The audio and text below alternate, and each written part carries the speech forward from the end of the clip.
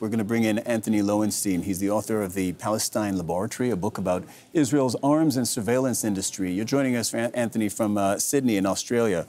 Look, each time you and I talk, it's because something horrible has happened. I'm serious, because your expertise is how Israel fights. So in light of that, we'd like your thoughts on what's transpiring now. Just another absolutely shocking and outrageous murder. And one of the things that strikes me whenever this happens is how little the vast majority of my Western journalistic colleagues are taking this seriously. Of course, there are some Western journalists who are outraged. I'm not suggesting otherwise. But it's remarkable. 2 weeks ago, Anas al-Sharif was killed, murdered by Israel.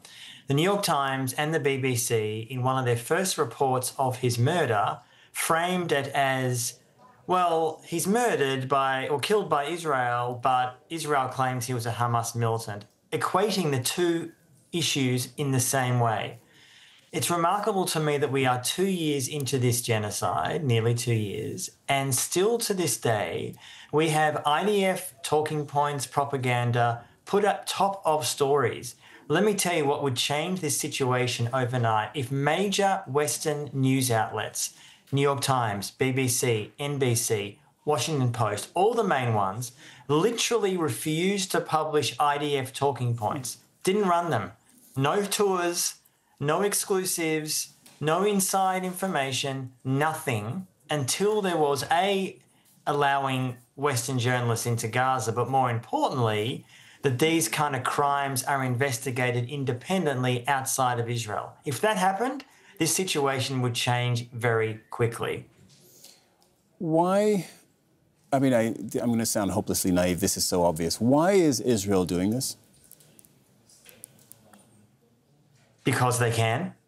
Because there's impunity. Because they can get away with it. Because they are so drunk on hubris and on power. And again, Israel was killing journalists before October 7, of course, in the West Bank and Gaza. Clearly, it's massively accelerated since October 7. Israel's doing it also because within Israel itself, Israeli Jewish society, there is such profound dehumanization towards Palestinians in general, but including journalists, that they're simply not treated seriously. They're regarded as contemptible. They're deserving of death. And that is a view that is shared outrageously and shamefully by huge amounts of Israeli Jewish public. It's not, again, my opinion. It's what they are saying on their TV programs and media every day. And Israel keeps doing this because they know that Western media outlets, the ones I mentioned before, BBC, NBC, New York Times, Washington Post, still are desperate for some access, some information, something from the Israeli side, that they're willing to put aside their maybe, and I'm being generous here, concern with the fact that huge amounts of Palestinian journalists, unprecedented amounts of journalists have been murdered. And also, finally, let's be clear why this is happening also. And much of the Western press either turns away or stays silent. It's racism. Palestinians are not seen as equal. They're not seen as worthy. They're not seen as journalists. They're not seen as trusted. If a New York Times Western journalist goes into Gaza, he or she is seen as credible. When I say seen as credible by much of the Western press, if a Palestinian journalist from Gaza or the West Bank who's been reporting on their territory for years, or maybe they have bias, maybe they're somehow not credible. Now, everyone has biases, we all do, but the fact that there is almost by default, contempt for so many Palestinian journalists, which, by the way, wasn't that different to how much of the Western press regarded Iraqi journalists or Afghan journalists after 9/11. Particularly traumatic after what's happening to Palestinians now. But this goes way back. Western contempt for Arab and Muslim lives is ubiquitous, and it's actually getting worse, not better. Anthony, Al Jazeera has reached out to the Israeli military, specifically our correspondent, Willem Marks, who's on set with us, has reached out to them to find out if they have any official comment or reaction at this point. And they've said, and I believe this is a direct quote, "We're looking into it." That's their comment. We're looking into it. Can you, I know you followed this and this pattern so many times. Can you kind of run us through what we can expect from here? Well, not a lot. Unless the Western media outlets some of these journalists work for cause a ruckus, and as I said, for example, refuse to run any IDF or Israeli quotes or stories at all, this will not change. It's almost like we need to be saying this so often to make people realise Israel is so drunk on power and hubris and arrogance, not just in Gaza or the West Bank, but frankly across the region, that the Israeli government and military response is likely to be nothing at best. And even when there's been a handful of investigations over the years when other Palestinian journalists have been killed, no Israeli officers are seriously charged or sent to prison. It just doesn't happen. Israel is utterly incapable and unwilling to investigate itself, which is why there is such a desperate need for international legal forums, the ICC, the ICJ, to do so. Israel claims to be a democracy. It's a democracy, inverted commas, for Jews alone. And if you are not Jewish in Israel proper or certainly the West Bank or Gaza, you do not have equal rights, let alone accountability, which is why outside courts must take these cases on immediately and hold people to account. Yeah. Well, you know what? Let's have a back and forth a little bit about international law on this. You're not a lawyer. I'm not a lawyer. I understand that. We're not pretending to be. But we can't actually inform our viewers on the broad outline of what international law says about this because there are laws of war. And I feel like many people who watch conflict sometimes forget this. Like, you can't actually do anything you want to whomever you want in any fashion that you want during a war. There are laws. There are laws which, of course, are routinely broken by Israel, by Russia, by America. Israel, on one hand, is not unique in the breaking of international law. However, and there's a very important however here, the rate of killings of civilians and journalists since October 7 in Gaza is so unprecedented. The greatest number of amputees that Israel has caused in Gaza, unprecedented. There was a story that came out last week in Plus 972 magazine, which is an Israeli-Palestinian outlet, in The Guardian in the UK, which essentially found that the sizable proportion of people, Palestinians, that Israel is killing, murdering in Gaza since October 7, at least probably 80 to 90% are civilians.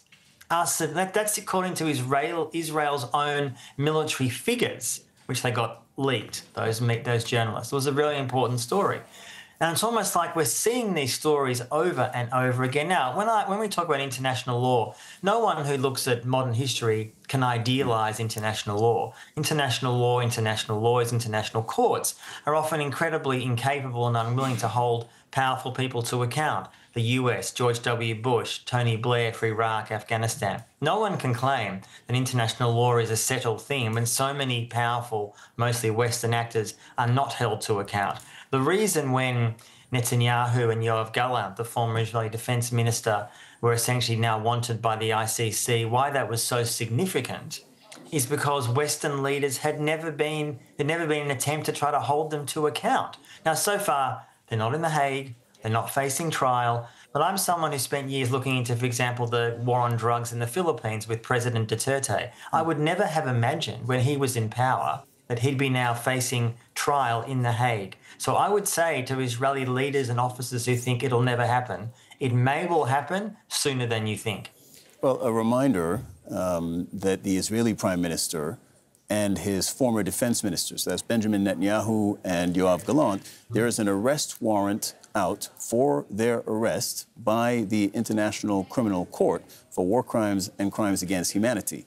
Another reminder in that context that the U.S. has sanctioned that court, the ICC, not once but twice, because they're going after the Israeli Prime Minister. So that's, I think it's useful to bear that in mind as far as, you know, the will to enforce, or rather to block in this case, the wheels of international justice. And one of the key elements that the ICC was pursuing with Netanyahu and Gallant was the issue of starvation. Now, when the ICC arrest warrants came out, the situation in Gaza was horrific. It is way worse now, way worse.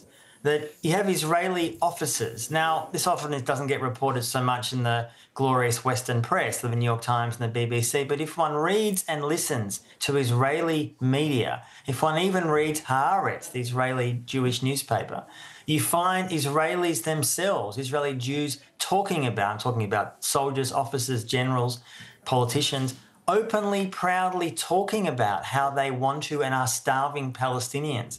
They're not denying it. They deny it in terms of Hasbara, their propaganda, to try to convince stupid, foolish Westerners that they're not doing it. I mean, just a few days ago, the Israeli government paid a number of so-called influencers, both based in Israel and the US, to go inside Gaza and watch how amazingly humanitarian the Israelis are with providing aid. Now, when one watches these videos, they're either Trump supporters or pro-Israel types.